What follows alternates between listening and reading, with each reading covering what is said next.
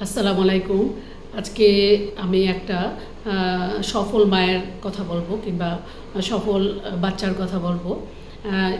এই বাচ্চাটি আমি তাকে ছোটোকালে পেয়েছি এবং সামহাউ আবার ঘুরতে ঘুরতে আমি তাকে 7-8 বছর পর বাচ্চাটিকে পেয়েছি। সে কিন্তু একসময় আমাদের কাছে স্পিচ থেরাপি নিত এবং সেই বাচ্চাটি এখন ক্লাস 2-তে 2 বা 3-তে পড়ে।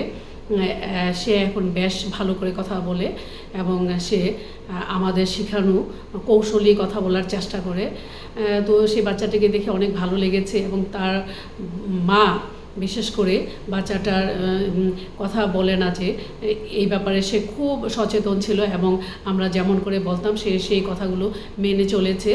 আলহামদুলিল্লাহ সে এখন একটু নর্মাল স্কুলে যায় এবং সে সুন্দর করে কথা বলতে পারে। তো চেষ্টা করলে আসলে সম্ভব।